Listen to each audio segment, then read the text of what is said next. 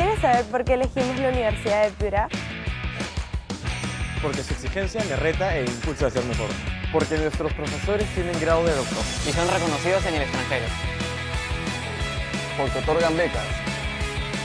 Y se preocupa por la formación integral de todos los alumnos, independientemente de la condición económica. Nos ayudan a formar nuestra conciencia social. Porque además de estudiar, siempre hay tiempo para divertirse. Que puedes estudiar en el extranjero. Ou avec des personnes. die aus aller Welt kommen. Es por esto que el UEP forma Mejores personas. Mejores profesionales.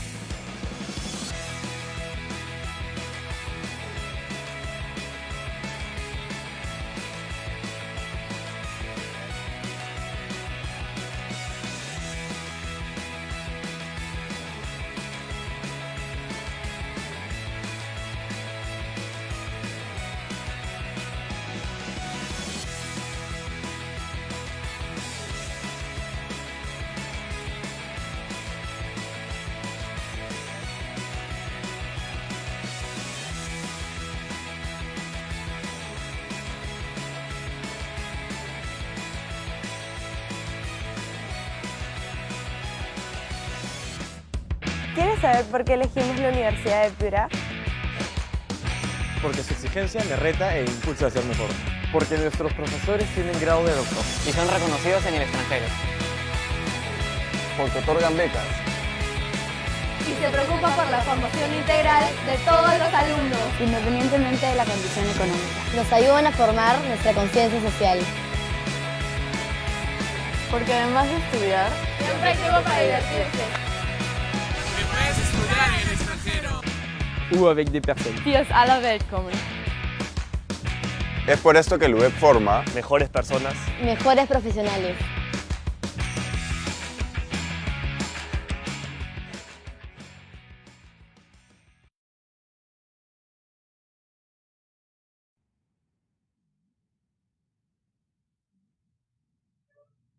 Hola, quiero darles la bienvenida a esta charla UDEP Explorer, a los padres y postulantes conectados quienes están interesados en estudiar la carrera de Economía. Les agradecemos a todos por su participación y por enlazarse a esta transmisión. Permítame presentarme, mi nombre es Tilsa Oré Mónago, soy directora del Programa Académico de Economía en Campus Lima, de la Facultad de Ciencias Económicas y Empresariales en la Universidad de Piura. Soy doctora en Economía por la Universidad de Stony Brook en Nueva York. Previamente obtuve una maestría en Economía por la Universidad de Oklahoma y una maestría en Comercio Internacional y Cooperación Económica en la Universidad de Kyonghee en Corea del Sur. Mis temas de especialización y de investigación están asociados a organización industrial y teoría de juegos. Y bueno, ya se imaginarán, teoría de juegos ahora es mucho más, es un tema muy candente, ¿no? Porque los premios Nobel de este año, pues, han sido en teoría de juegos, ¿no? Paul Milgrom y Robert Wilson. El día de hoy vamos a conversar sobre un tema muy importante, ¿no? Del cual se escucha mucho, pero creo que se sabe muy poco, ¿no? Y en realidad nos importa saber si es que la bolsa de valores, ¿no? ¿Cuánto importa la bolsa de valores para el desarrollo del país?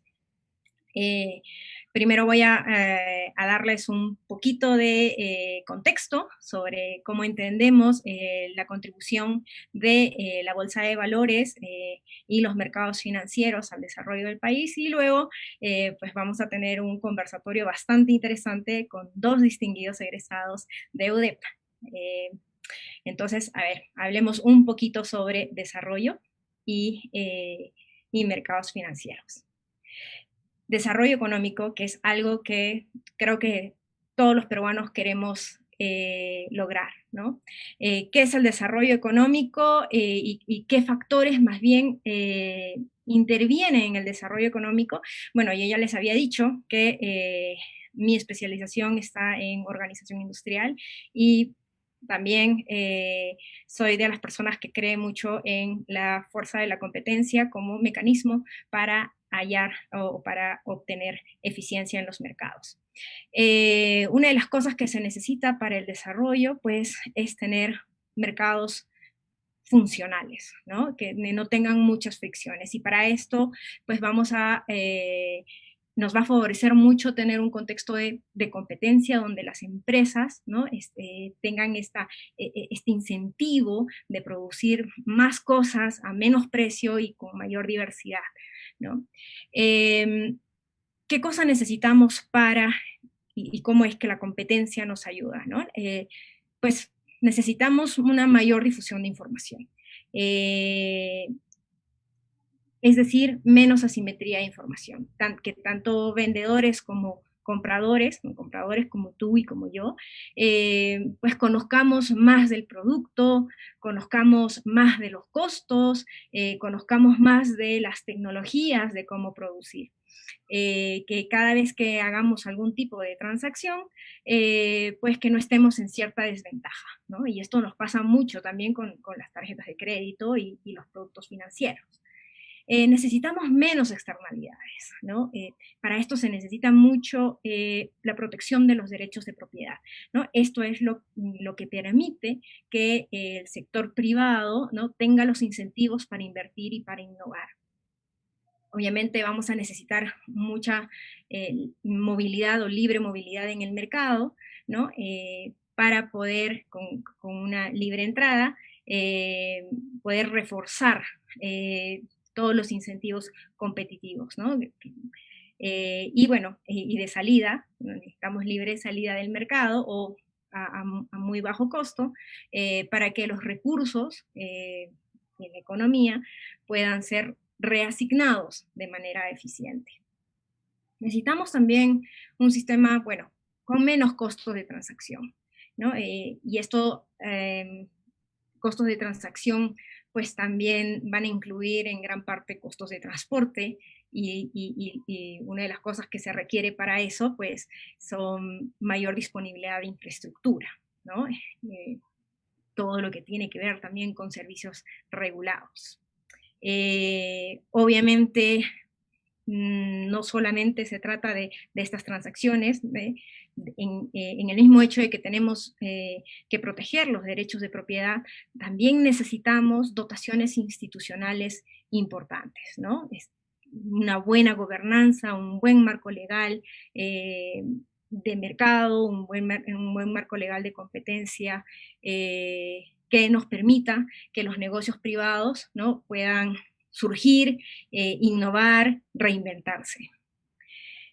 Obviamente, como les decía, la competencia, la fuerza de la competencia nos ayuda a la innovación, y cuando hablamos de innovación, también estamos hablando de diversificación, ¿no? Los mercados desarrollados, las economías desarrolladas, muy pocas veces se concentran solamente en la producción de algo. y más bien tratan de diversificar su producción o su estructura productiva, ¿no? Esto les permite mitigar más los riesgos y no ser tal vez muy golpeados por algún tipo de crisis. ¿Qué necesitamos para que todo esto pase, para que el sector privado funcione de la manera que quisiéramos, ¿no? Que los mercados puedan brindar productos y también puedan brindar trabajo? Pues vamos a necesitar estabilidad económica, que lo que nos brinda es menos incertidumbre sobre lo que va a pasar en el futuro, ¿no? Y esto permite mayor previsibilidad de las inversiones. No solamente en términos macroeconómicos, pero es que esta estabilidad económica también necesita del desarrollo de mercados financieros, ¿no? Y aquí es donde está quizás uno de los links que nos ayuda a entender el efecto o el impacto que tiene la bolsa de valores, ¿no? En los mercados financieros y en el desarrollo económico. Necesitamos una estabilidad política, ¿no? Y esto obviamente también está asociado con la previsibilidad, ¿no? de qué es lo que va a pasar en el futuro, y obviamente mucho de la estabilidad política está asociada con la corrupción. ¿Okay? No es un tema que vamos a tratar ahora, pero será un tema que luego vamos a discutir en otra oportunidad. Y bueno, la estabilidad social, ¿no? Que es importante nuevamente tener una tranquilidad en la economía. De hecho, yo hace muchos años hice una investigación al respecto, empírica, tomé la muestra de varios países y muchos indicadores macroeconómicos y encontré que efectivamente el desarrollo de mercados financieros contribuía positivamente y significativamente al desarrollo económico de los países a través de afianzar o reforzar la competencia. Veamos cómo es que ha evolucionado, ¿no? Un poco el desarrollo de los mercados financieros. Y aquí solamente les muestro un gráfico. Esto está tomado de un estudio de la UNCTAD, de las Naciones Unidas, y vemos aquí la evolución del número de empresas listadas en el sistema de bolsa de valores, ¿no? Y estas agrupadas por regiones económicas, ¿no? Regiones. Va del 2000 al 2016 y les quiero hablar un poco de las líneas que están en verde más claro, que son todas las Américas. Esto incluye, claro, Norteamérica, Centroamérica y Latinoamérica. Y si ustedes se fijan, básicamente la tendencia ha sido estable. O sea, el mismo número de empresas ha venido cotizando en bolsa, lo cual es distinto a lo que nosotros vemos en Asia y en el Pacífico, ¿no? Que más bien tienen una tendencia más creciente. Esas son las líneas que están en verde más oscuro. Las líneas azules nos muestran que más o menos también la tendencia ha sido muy, pero muy constante en el caso de los mercados europeos y de Medio Oriente. Bueno, ¿cómo es que la bolsa de valores o los mercados financieros, la bolsa de valores, apoyan o contribuyen al desarrollo económico? En este estudio se mencionan básicamente dos factores. Uno, que tiene que ver mucho con la movilización de fondos, es decir, financiamiento, ¿no? Se movilizan tanto los recursos domésticos, o sea, a nivel nacional, como los extranjeros, a nivel internacional, para promover las inversiones y el desarrollo de las empresas. Sabemos que las empresas lo que necesitan pues es dinero para poder invertir, ¿no? Y muchas veces ese dinero pues no lo pueden poner necesariamente de su bolsillo, ¿no? Hay fuentes para canalizar todos los recursos que existen. ¿Cuál es la segunda gran contribución de un sistema de bolsa de valores en el desarrollo económico? Pues promover una buena gobernanza en los negocios o en el sector privado. Para participar en el sistema de valores, ¿no? De bolsa de valores, se requieren muchos estándares. Y esto asegura, ¿no?, que las empresas tengan también incentivos para cumplir con estos estándares. Y estos estándares lo que hace es básicamente transparentizar o volver un poco más transparente los flujos de dinero y los mercados. Serían básicamente estos dos factores los que podrían contribuir, ¿no?, al crecimiento económico y a un desarrollo sostenible. Yo me quedo aquí y ojo que esto es básicamente lo que nos puede decir un estudio, pero vamos a conocer un poco más del sistema de bolsa de valores, de la experiencia de 2 egresados de UDEP. Permítanme presentar, entonces, estoy muy contenta de tener aquí a Cristel Miranda. Ella es graduada de la Universidad de Piura del año 2010. Se graduó en Economía y ahora es profesional de inversiones con 10 años de experiencia en mercados financieros internacionales, jefe de la selección de fondos de Credit Corp Capital, que es donde se recomienda y crean las mejores soluciones para los clientes de gestión de patrimonio a nivel regional. Ella es especialista en fondos mutuos líquidos y productos alternativos como Private Equity, Private Credit and Hedge Funds. Estuvo 7 años en Citi, donde se desenvolvió desde practicante hasta gerente de productos de inversión dentro de la unidad de banca privada internacional Citigold Perú. Cristel también ha sido presentada hace poco en la portada de la revista Citywire Américas, en su edición especial de Women in Wealth, Mujeres en la Riqueza. Esta edición especial ha sido dedicada a las mujeres que están liderando el camino en el mundo de la gestión de activos y patrimonios. Y Cristel pues ha narrado mucho de su experiencia profesional, y esto es súper importante, ya que la industria de las finanzas es una industria todavía liderada por varones. Así es que Cristel está ahí dando la pauta. También nos acompaña Francesco Ormeño Novoa. Él es bachiller en Economía, egresado en el 2013.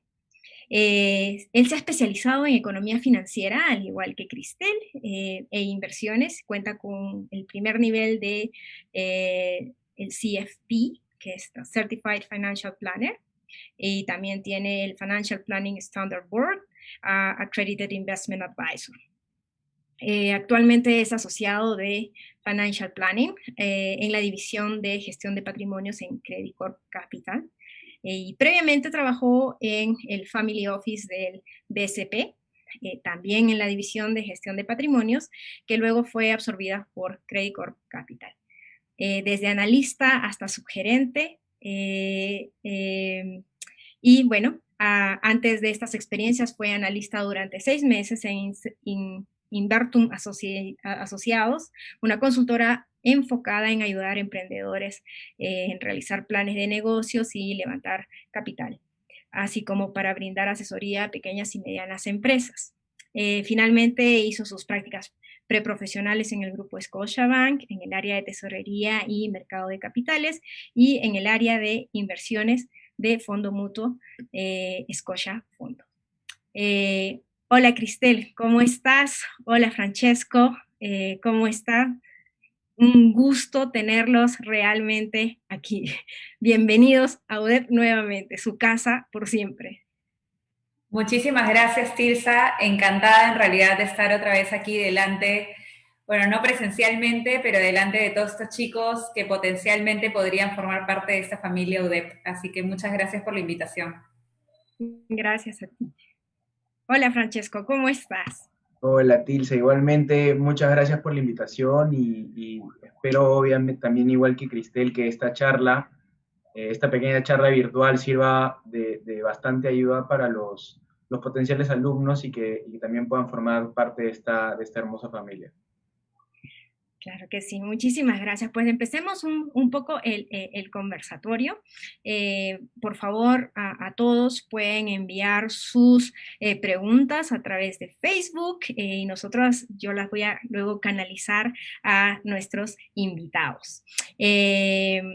Pues yo tengo algunas preguntas para que nos puedan ayudar un poco a entender la importancia de la bolsa de valores desde la experiencia, ¿no? De ustedes que han estado y han formado su profesión en las finanzas. No sé si me puedan decir, tal vez, Cristel, ¿qué es la bolsa de valores, ¿no? ¿En qué consiste y por qué es importante para el desarrollo de los mercados?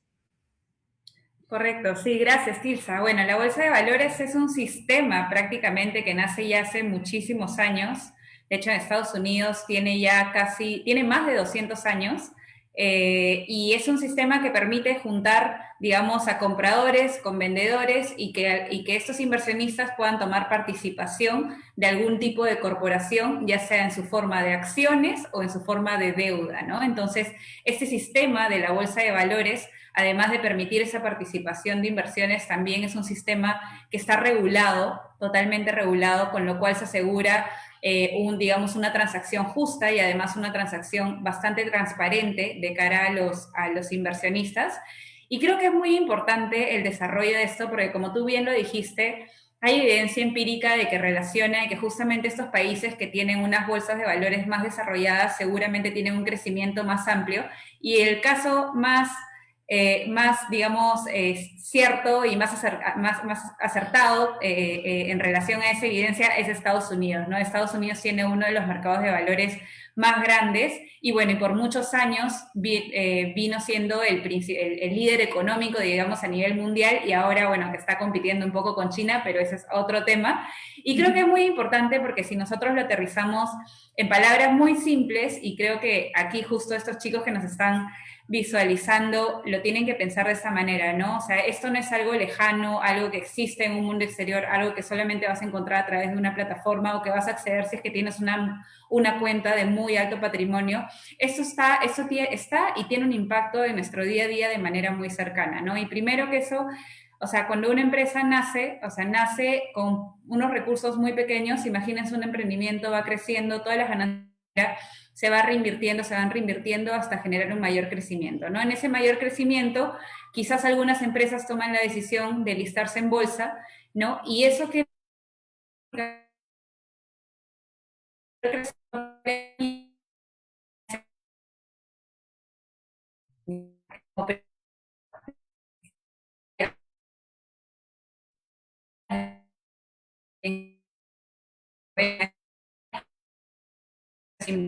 mayores ingresos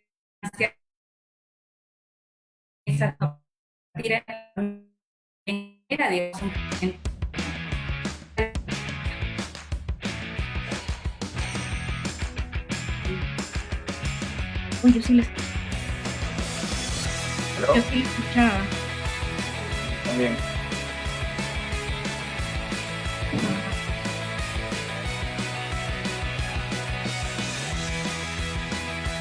Hola, hola. Qué raro.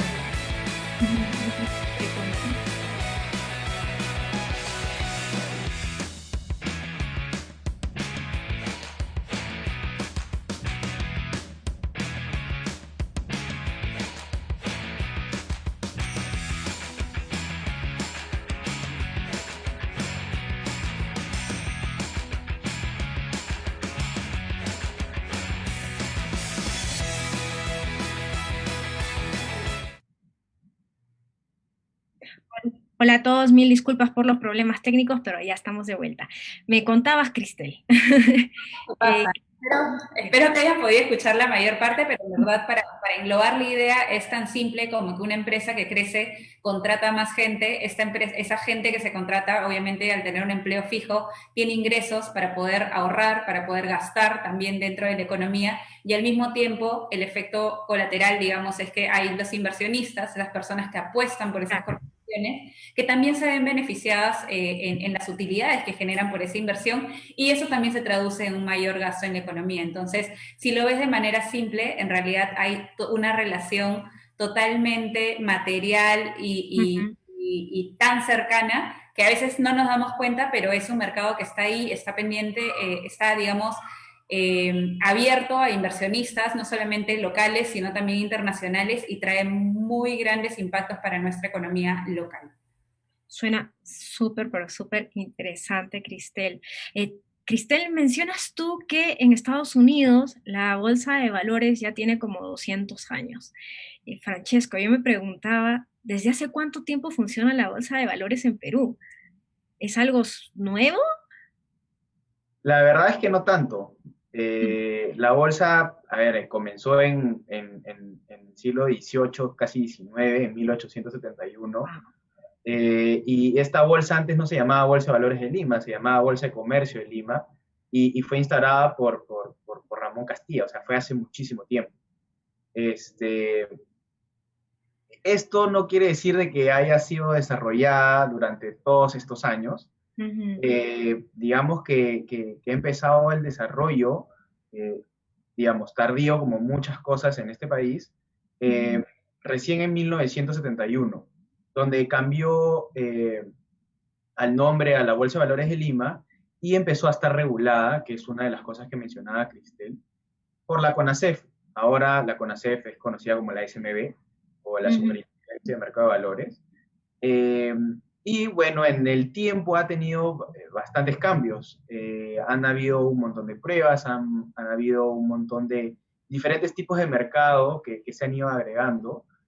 Obviamente, digamos, lo que más se conoce es un mercado cambiario donde se puede transar o comprar y vender acciones de empresas, pero se han ido agregando otro tipo de instrumentos de deuda e instrumentos alternativos que poco a poco han ido agarrando un poco más de tracción o de fuerza o de visibilidad para los inversionistas, lo cual ha sido importante y debería ser siendo importante para el desarrollo de la bolsa y de la economía peruana en general. Veo. ¿Cómo es que la bolsa de valores ayuda a movilizar estos recursos y financiamiento en los mercados, Francesco? Y aquí aprovecho para darte la pregunta de Jonathan Coveñas, ¿no? ¿Hasta qué punto el flujo monetario es importante para el desarrollo económico en el Perú? Francesco. A ver, con respecto a la movilización de recursos, de hecho sí es importante, y un poco también lo mencionaba Cristel. Hay un flujo, a ver, ¿cómo es que se financian estas empresas o cómo es que reciben estos recursos? Y esto lo reciben a través de estos ingresos de capital o estos préstamos, que son las deudas corporativas que uno puede salir a emitir como una empresa, y lo que hacen es, de forma indirecta o de forma directa, tú estás invirtiendo en una empresa para que la empresa pueda crecer, pueda desarrollar, pueda tener un proyecto de inversión o pueda inyectar capital, de manera que pueda tener una nueva línea de negocio o pueda tener pueda tener un crecimiento importante, ya sea absorber otra empresa o crecer a través de nuevas líneas de negocio. Esto es súper importante porque eso es lo que genera todo lo que mencionaba Cristel, que es más trabajo, más desarrollo profesional dentro de las empresas y que obviamente el país vaya creciendo. Y con respecto a la pregunta del público, ¿es importante el flujo monetario? Sí. A ver, siempre es importante que haya una dinámica de este flujo. Obviamente, y para poder redondear un poquito la pregunta y tratar de mezclarla con lo que se conoce como flujo monetario dentro de la economía y conectándolo con el Banco Central, si bien es cierto, es importante la acción del Banco Central para regular un montón de cosas dentro del sistema financiero, el mercado de valores tiene una ruta que va en paralelo con este sistema.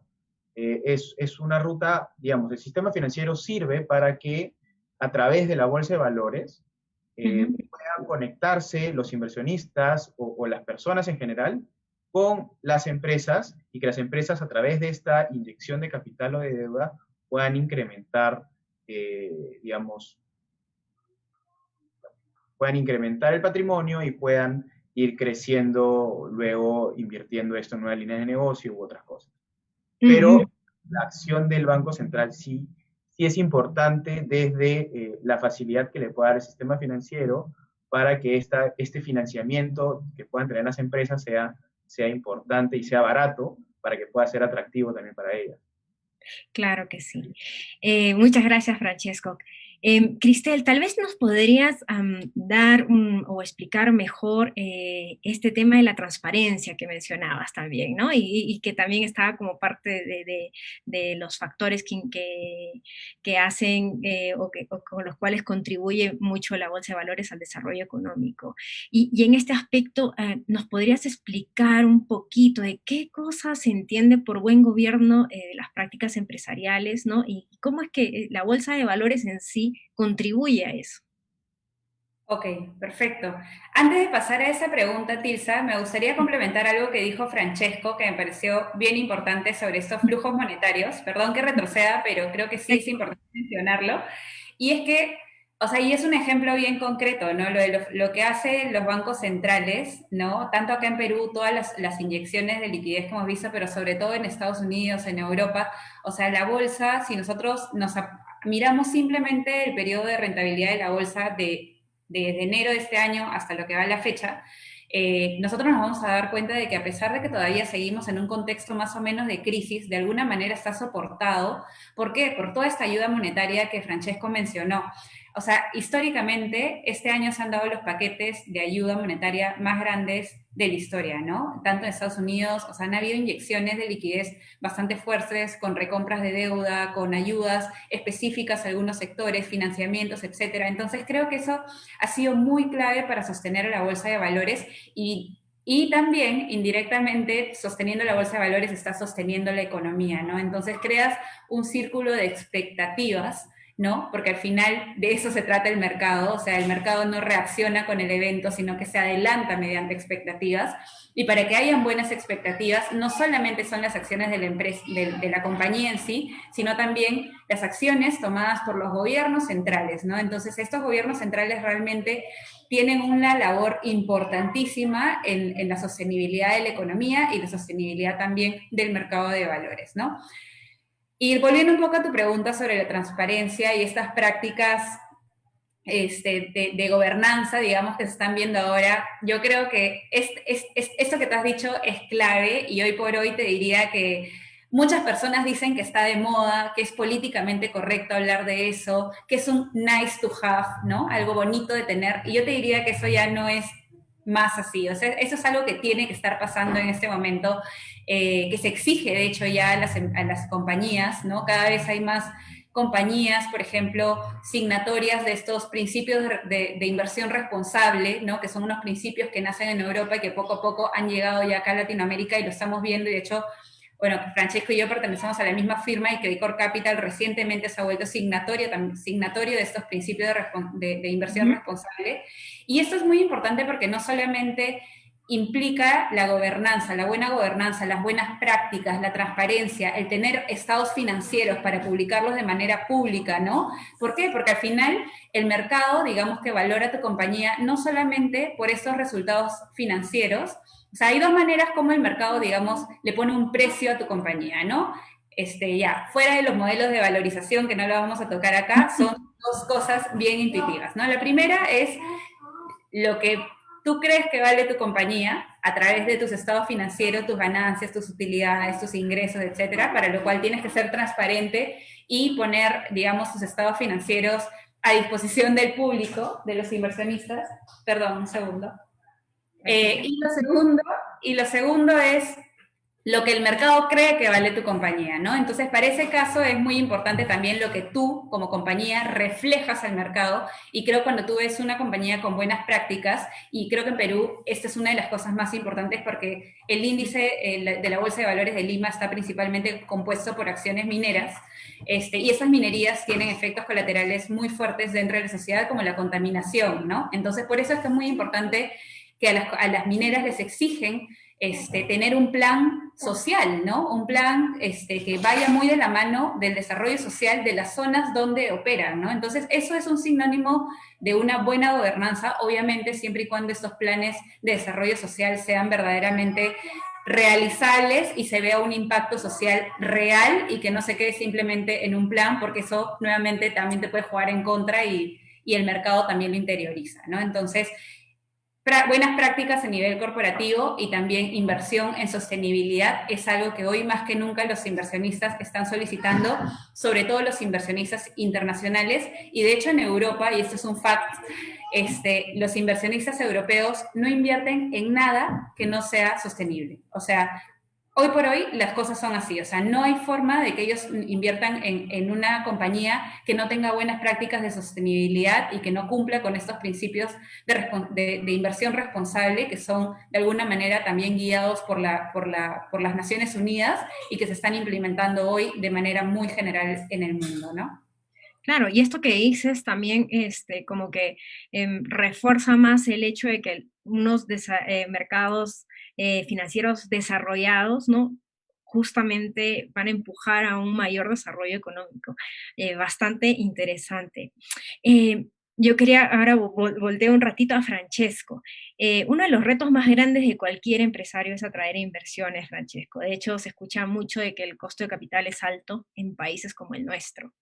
Y bueno, aquí tengo la pregunta de Alejandro Torres sobre qué beneficios y riesgos conlleva de invertir en la bolsa de valores.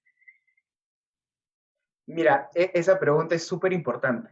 Y de hecho, yo me estaba olvidando de mencionarlo cuando estábamos hablando de la bolsa de valores, del inicio de la presentación.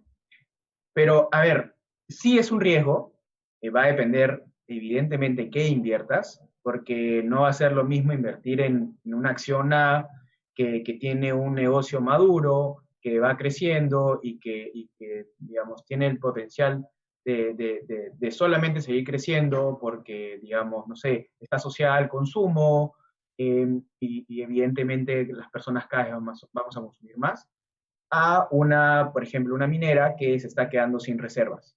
No sé, por ejemplo.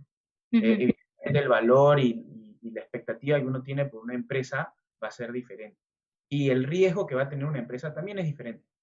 Y esto lo quiero unir un poco a la educación financiera.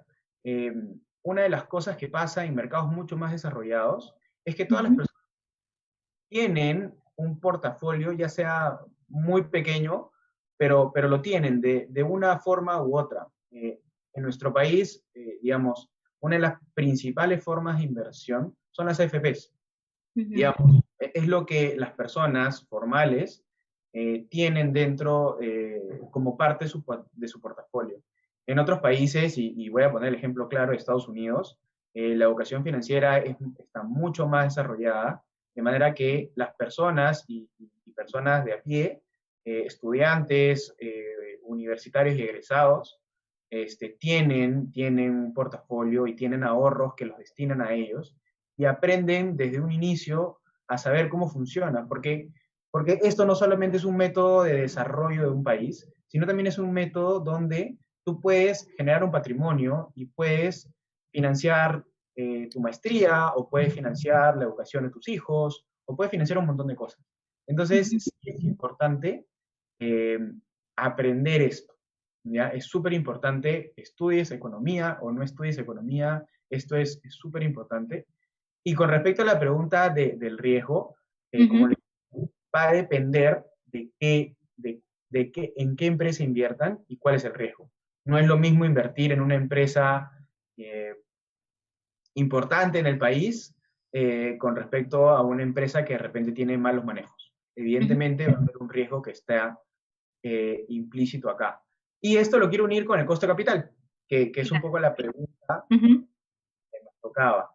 Primero hay que definir qué es el costo de capital, y el costo de capital es el costo que tiene una empresa para poder financiar, digamos, sus productos de inversión a través de recursos financieros.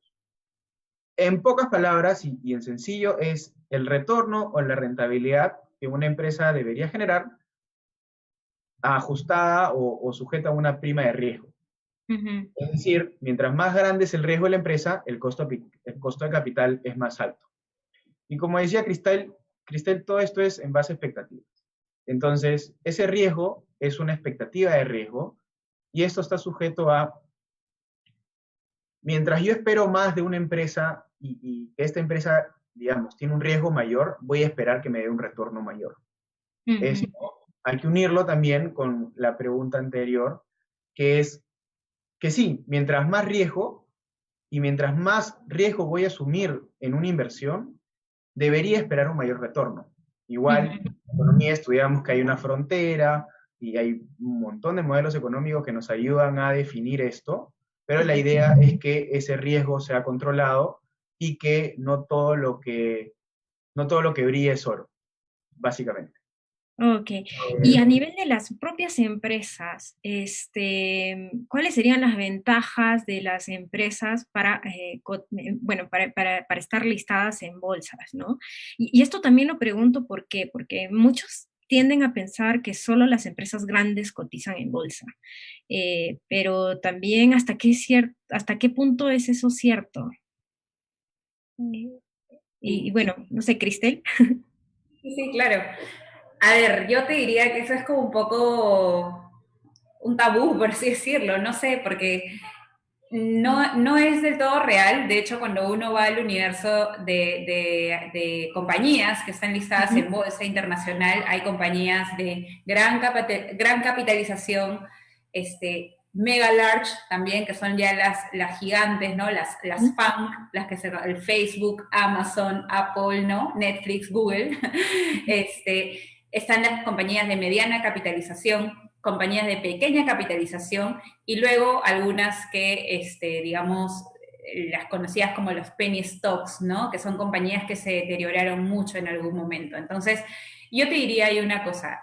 En realidad, primero que separar que no todas las compañías quieren estar listadas en bolsa, o sea, porque también te juegas mucho, ¿no? O sea, si bien puedes traer financiamiento digamos, de accionistas, ¿no? Para tu compañía y aumentar un poco el patrimonio de la compañía, también implica un riesgo, porque obviamente ahora tienes estás, digamos, en un mercado más regulado, estás en una posición de mayor exigencia, con mayores expectativas, la gente espera resultados de esa inversión que se hizo, entonces cada movimiento en falso que tú hagas definitivamente puede tener digamos, algún tipo de impacto negativo sobre el valor de tu compañía, ¿no? Entonces, separar primero que no todo el mundo quiere ir a bolsa, no es como el deseo de todas las empresas, y de hecho aquí quiero hacer como un punto aparte, con un paréntesis, un gran paréntesis, sobre las inversiones alternativas, ¿no? O sea, hoy por hoy el mercado privado, que es, o sea, como le dice su nombre, no público, que vendría a ser la bolsa lo público, el mercado privado son los alternativos,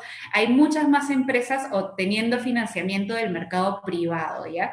Y ese mercado privado es un mercado que está creciendo de una manera impresionante, en realidad durante los últimos 20 años, es acceder a financiamiento también vía patrimonio, también vía deuda, pero de capital privado. ¿Qué quiere decir esto? Que probablemente, bueno, existe algún tipo también de transparencia, exigencias también sobre los resultados de la compañía, pero lo más probable es que el inversionista que en ese momento te presta dinero, digamos, tiene un horizonte de inversión de mucho mayor largo plazo, con lo cual te da el tiempo a ti de materializar todas esas expectativas de crecimiento que tienes sobre tu negocio, ¿ya? Entonces, en realidad, este mercado está creciendo muchísimo y ya hay cada vez más empresas migrando a este financiamiento privado y es muy importante de ver, y yo creo que esto es algo que tampoco, o sea, imagínate, si la bolsa de valores a veces no se conoce mucho, este mercado privado menos, ¿no? Pero es algo que está,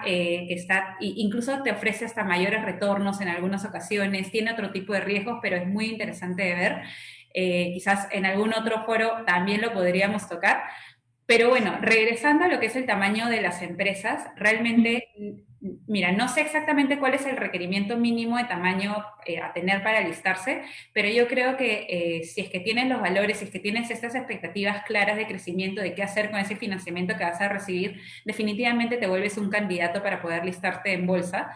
Incluso hay una cosa que se observa mucho y es que estas pequeñas empresas, que normalmente suelen ser las que proveen soluciones o productos o servicios a las grandes empresas, muchas veces son absorbidas por estas grandes empresas, ¿no? Entonces, si en algún momento de repente dejamos de ver cómo ha listado una pequeña empresa, es por el hecho de que ha sido comprada por estas grandes empresas, porque compran su tecnología, compran su valor agregado, compran su servicio, y esta empresa grande se hace más grande. Entonces, y de ahí es de donde viene otro crecimiento también favorable para la economía a través de lo que es el M&A o fusiones y adquisiciones que se dan en la economía, justamente por estas sinergias que se van creando entre las grandes empresas y los que, digamos, habilitan nuevas soluciones y nuevos productos para estas grandes empresas. Entonces, realmente no es, o sea, respuesta simple, no es solamente para las grandes empresas. Muchas de ellas empiezan pequeñas, van creciendo, van siendo absorbidas y realmente hay un desarrollo muy interesante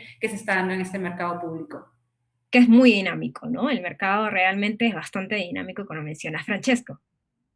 No, y yo quería agregar que sí es súper importante lo que dice Cristel del mercado alternativo. De hecho, nosotros lo vivimos en el día a día y vemos cómo este mercado crece a pasos agigantados. Pero además este mercado digamos, de deuda privada o de empresas ya consolidadas que trabajan no necesariamente a través de un mercado de valores, está todo lo que son los startups y todo lo que son los ventures y todas estas, estos planes de negocio y de hecho la universidad tiene una solución, el HapuDev, y esto es algo que va de la mano con empresas pequeñas y con el desarrollo que está habiendo. Acá hay un montón de inversionistas ángel y los inversionistas ángel no son personas, son las mismas personas que invierten en la bolsa y son las mismas personas que invierten en la deuda privada, que simplemente están tratando de enfocar ese patrimonio a este tipo de oportunidades y es algo que en mercados desarrollados, digamos, valga la redundancia, ya está desarrollado. Tienen incubadoras enormes por estado, te mentiría si tienen menos de 50 o 100, de una de cada 100 startups o ideas de negocio sale un Netflix, sale un Facebook, sale un Spotify, y de hecho ese es algo que también se está desarrollando y en buena hora también en el país. Sin embargo, hay una brecha enorme entre este negocio y el negocio de la bolsa. Hay una parte en el medio que no necesariamente tiene visibilidad. Y es porque nuestro mundo y nuestro país todavía no está tan desarrollado. En buena hora hemos empezado, digamos, como una hamburguesa. Tenemos los panes, nos falta la hamburguesa. Claro. Y justamente aquí te corto un poquito porque Sofía Balzac nos pregunta, ¿no? Y obviamente, ¿no? ¿Por qué en el Perú no se ha desarrollado como se debería la bolsa de valores al pasar de los años? Ahora que mencionas tú esto de que no estamos tan desarrollados, ¿no? No sé si empezamos contigo, Francesco, y luego Cristel. La verdad es que la bolsa ha tenido muchas oportunidades de poder crecer a pasos agigantados, y creo yo que todo empieza desde el 2000. De hecho, nosotros tuvimos un boom minero, pero no muchas de estas mineras, y creo que muy pocas cotizan en bolsa, muy pocas. Pero la verdad es que el país todavía tiene muy pocas empresas que realmente pueden tener una capitalización bursátil que nos permita hacer mercados emergentes. Y esta es una discusión que tiene bastantes años y que estamos, digamos, al borde del abismo. Un día sí, un día no, somos en mercados emergentes y al otro día somos frontera. Y esto es súper importante porque de eso depende muchos flujos de capitales. Si nosotros dejamos de ser frontera, mejor dicho, si dejamos de ser mercados emergentes y pasamos a ser frontera, muchos fondos de inversión en el mundo dejan de invertir en las empresas que califican para tener esa capitalización. Y hoy en día solamente hay 2 empresas. La tercera es peruana y no es peruana a la vez, que nos sostienen en esta pendiente, en este hilo. ¿Esto qué pasa? Yo creo que no se ha desarrollado porque realmente no ha habido el apetito. Muchas de las personas han tenido sus patrimonios fuera del país. E incluso lo que hemos visto es que continúa fuera del país. Y lo que hemos tenido que hacer, o lo que se ha tenido que hacer dentro de la bolsa, es que empezamos a listar acciones más globales, o ETF, o fondos más globales, que nos permitan poder invertir en empresas, digamos, fuera de nuestro país. Y es porque las personas y los inversionistas locales no tienen confianza dentro, en el país, en el sentido de las empresas grandes, o de las empresas que cotizan en bolsa. Y yo creo que esto va, y va de la mano con, creo, me voy a saltear varias preguntas, pero va de la mano con la informalidad del país.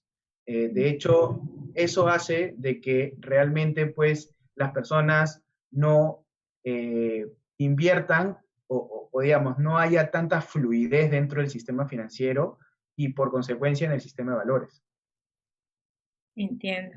Cristel, ¿quisieras añadir algo? Bueno, la respuesta de Francesco ha sido bien completa, solamente quisiera agregar que en Perú, o sea, el mercado de valores está compuesto tanto por la renta fija y la renta variable, ¿no? En cuanto a la renta variable, como dice Francesco, siempre hemos estado ahí como que en el borde de la línea entre que si somos mercados emergentes o si somos frontera. De hecho, los mercados emergentes de por sí padecen una especie de enfermedad, por así decirlo, de que los grandes inversionistas solamente van por temporadas a los mercados emergentes, entonces no es un tema tampoco 100% atribuible a lo que es el Perú en sí, la situación y el contexto político, social y la informalidad, sino también tiene un componente importante que es los mercados emergentes como un todo, ¿no?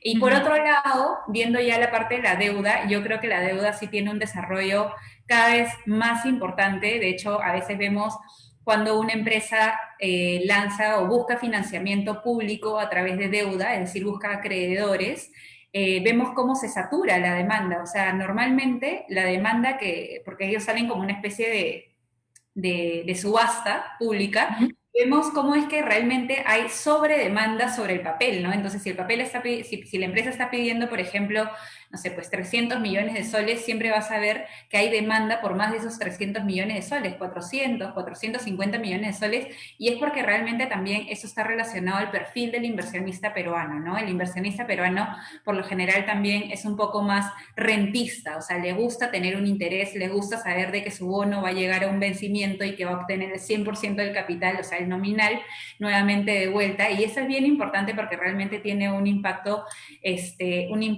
real sobre esta demanda, y se nota claramente en el desarrollo de la deuda, que yo sí te diría que en comparación a las acciones, estando dentro de un mismo mercado, están pasos muchísimo más adelante, ¿no? Y también me imagino que el inversor peruano o el perfil del peruano es como que muy adverso al riesgo también, ¿no? Y eso como que los detiene un poco a, no sé, invertir más o arriesgar más, y también quiere resultados ya mismo, o sea, le falta un poco de paciencia, ¿no? Totalmente. Y eso mencionaba Francesco, o sea, un poco es el riesgo de las compañías, ¿no? Que muchas veces, si es que no tenemos los recursos para analizar a una compañía verdaderamente, o sea, cómo es que te das cuenta cuál es el riesgo de esa compañía, y el otro lado de la moneda es el riesgo que tú como inversionista percibes de la compañía, ¿no? Y tu perfil de inversión, que al final es lo que causa, digamos, cierta compatibilidad con lo que vas a invertir. Entonces, no solamente es el riesgo que significa la compañía en sí misma, sino también el apetito de riesgo que tú como inversionista tienes, que al final te lleva a decidir si comprar o no esa compañía, o sea, porque tienes de repente 50% de potencial de rentabilidad, pero 100% de potencial de rentabilidad negativa, o sea, de pérdida, ¿no? Mientras que de repente hay inversionistas que prefieren tener, más vale pájaro en mano que 100 volando, básicamente, entonces prefieren tener su 3%, su 2% de rentabilidad, pero con 0% o muy baja probabilidad de pérdida, pero se sienten tranquilos porque viven tranquilos, duermen tranquilos, y es entendible también, o sea, al final del día hay tipos de productos para todos los tipos de perfiles de inversionistas, y es un tema de percepción y apetito de riesgo de cada uno desde su propia vivencia, edad, objetivos de inversión, horizonte de inversión, y ahí viene pues todo una planificación mucho más completa, personalizada a cada persona, a cada inversionista, ¿no? Claro. Yo quería preguntarles algo, y que creo que es un poco difícil, ¿no? Y es que últimamente nos hemos dado cuenta, pues como mencionaba Francesco, somos una economía que depende mucho de la informalidad, ¿no? Y esta informalidad pues también está muy asociada al gran porcentaje de microempresas que tenemos, ¿no? Y microempresas que como que son tímidas o no quieren o no lo ven rentable quizás formalizarse. Yo me preguntaba, ¿es posible incluir, por lo menos, no sé, al conjunto de pequeñas empresas, al sistema de valores? ¿Cuál sería como el principal reto para lograr esto? Y no sé si es que han visto algún tipo de experiencias internacionales al respecto. A ver, de mi lado, sí, es evidente que somos un país altamente informal. Eso tiene ventajas y desventajas, más desventajas que ventajas,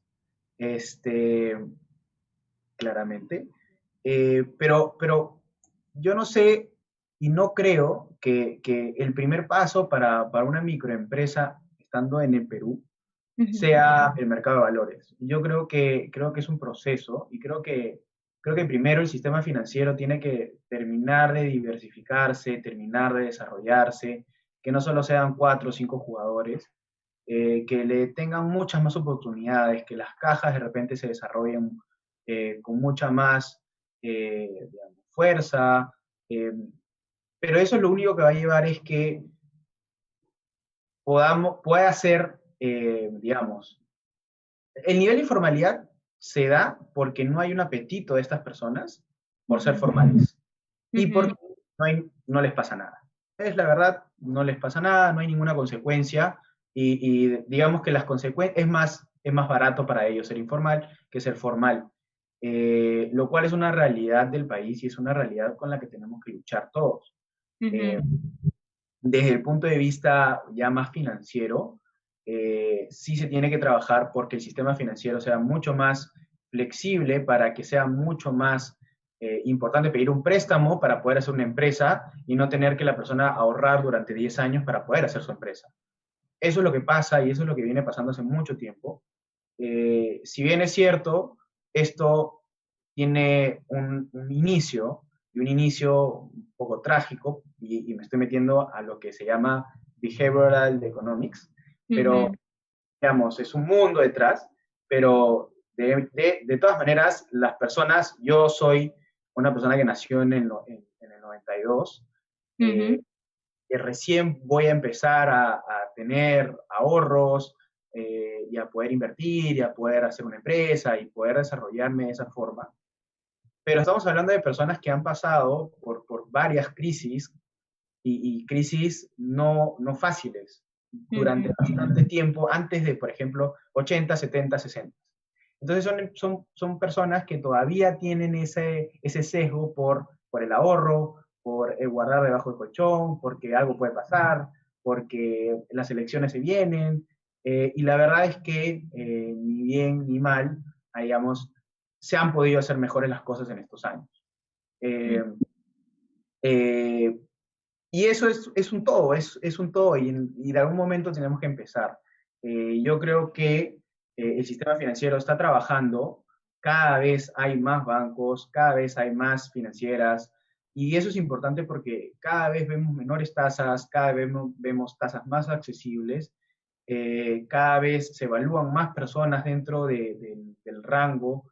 Creo que hay un montón de iniciativas en diversos bancos para poder hacer que, digamos, negocios pequeños como bodegas, como la persona que está en Gamarra o un montón de lugares, puedan tener acceso y se puedan bancarizar, que es el inicio de todo esto. ¿Sí? Ese es el inicio, para que puedan tener un historial crediticio, para que puedan ser sujetos a financiamiento, y luego puedan, digamos, empezamos a desarrollar y a pagar los impuestos, y que toda esta rueda empiece a girar. Yo creo que la tecnología nos ha ayudado bastante, y creo que va a ser clave en los próximos años, porque hoy en día todas las personas, formales e informales, tienen acceso a la tecnología, y creo que eso es lo que va a hacer que todo este círculo empiece a girar. Claro. Y bueno, y ahora la pandemia como que está acelerando todo este proceso, ¿no? De adopción de tecnología para mercados financieros.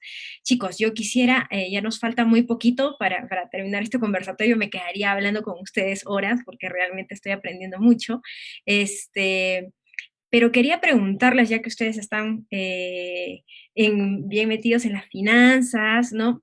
Ya como quedando un paso más atrás en unos años, quería saber cómo es que desde la posición de ser estudiantes se acercaron o tuvieron su primer acercamiento con la bolsa de valores. ¿Cómo es que, bueno, saliendo de su quinto año, ¿no? Se acercaron, ¿cuál fue su camino? Cuéntanos un poquito. Cristel, tal vez, y luego Francisco.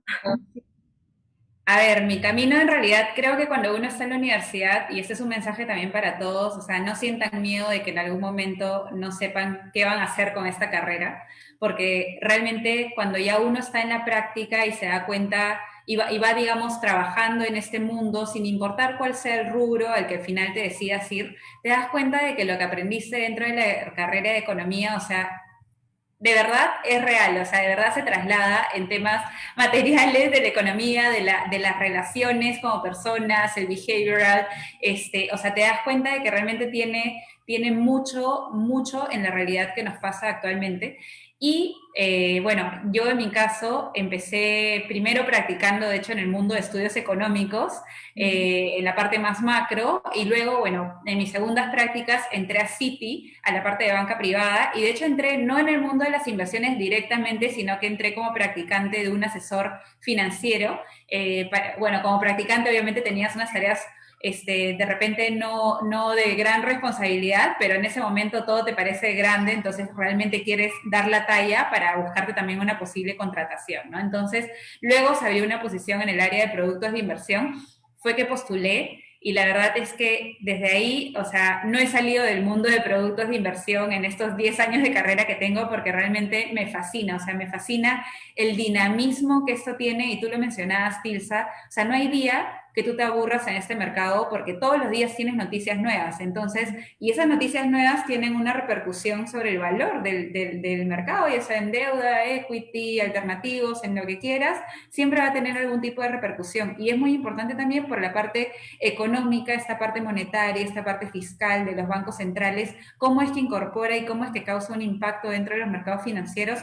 También te vas dando cuenta que tus clases de macroeconomía, de microeconomía en la universidad, o sea, realmente te hicieron conectar cosas, tener un criterio mucho más analítico, tener, digamos, poder relacionar las cosas y poder hacer conclusiones mucho más acertadas sobre el impacto de lo económico en el mercado financiero. Por eso a mí me gusta decir que esto es un mercado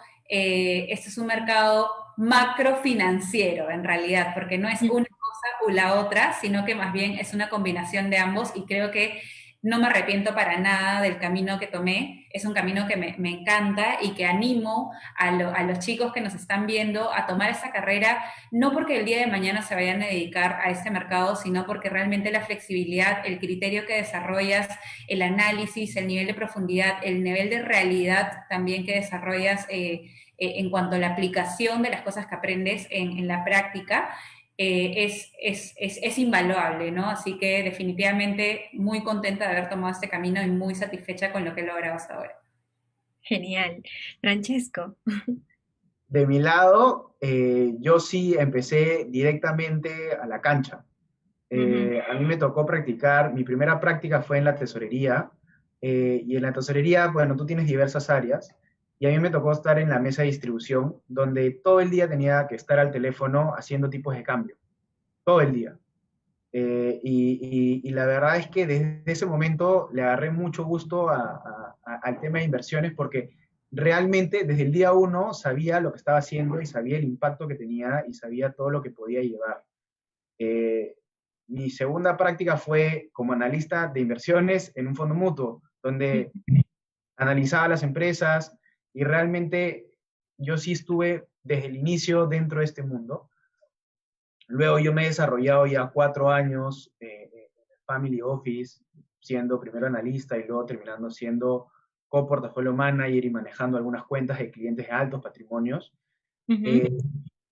di un giro, y para que vean lo flexible y todo lo que dice Cristel es totalmente cierto, di un giro y ahora lo que yo hago es planificación patrimonial. Y yo estoy un poquito ahora detrás de la parte de inversiones, viendo el espectro general o global o holístico, por así decirlo, del patrimonio de una familia, donde no solamente es un portafolio de inversión, sino es sus características personales, su familia, sus objetivos, sus metas, y realmente esta visión macro, y obviamente, y aquí quiero poner un paréntesis, porque realmente lo que dice Cristel con respecto al criterio es lo que a mí me llevó a, en principio, ser economista, y ahora no me arrepiento absolutamente de nada de las decisiones que tomé. ¿Por qué? Porque esta carrera, independientemente de las cosas y de los modelos económicos que uno pueda aprender, lo complicada que uno puede hacer, lo demandante que pueda hacer, lo interesante que pueda hacer,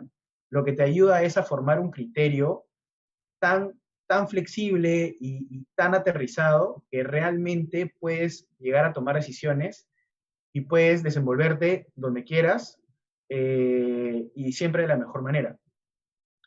Lo importante también, y bueno, yo ya me he desarrollado en otro ámbito y mucho más macro, viéndolo ya desde otras perspectivas, pero lo importante también es que la universidad no solamente te da ese criterio, sino te da una visión humana que hoy en día es súper importante. De repente hace 10 años o 12 años, cuando yo empecé la universidad a estudiar, toda esta sensación mucho más humana, de bonos verdes, de sostenimiento del país o del mundo en general, no era algo que era tan relevante. A ver, mejor dicho, siempre fue relevante, no era tan conocido. Hoy es relevante. Y eso hace que la formación que nosotros hayamos tenido sea mucho más importante y mucho más relevante para poder desenvolvernos de una mejor manera y realmente poder enfrentar todos estos problemas y todos estos retos de la mejor manera. Así que los invito a que puedan ser parte de esta familia. Muchísimas gracias, Francesco. En verdad, lo siento yo muy apasionados por lo que hacen y los felicito muchísimo porque creo que no hay mejor trabajo que el que se hace con pasión, ¿no? Y creo que justamente su trayectoria muestra eso, ¿no? Que ustedes están llegando a eso pues porque les encanta lo que hacen y nada, felicitaciones por eso. Nosotros teníamos un poco más de preguntas, pero no nos alcanza el tiempo, las vamos a responder offline y bueno, solamente agradecerles, Cristel y Francesco, por su participación y disposición para contarnos sus experiencias y nuevamente ojalá tengamos otra oportunidad para seguir hablando de estos temas tan interesantes y tan motivadores. Gracias. Muchísimas gracias. Gracias a ti. Gracias a ti también, un gusto. Un gustazo. Nos vemos y muchas gracias a todos aquellos que se han conectado a aprender un poquito de los mercados financieros. Nos vemos pronto y hasta luego. Solamente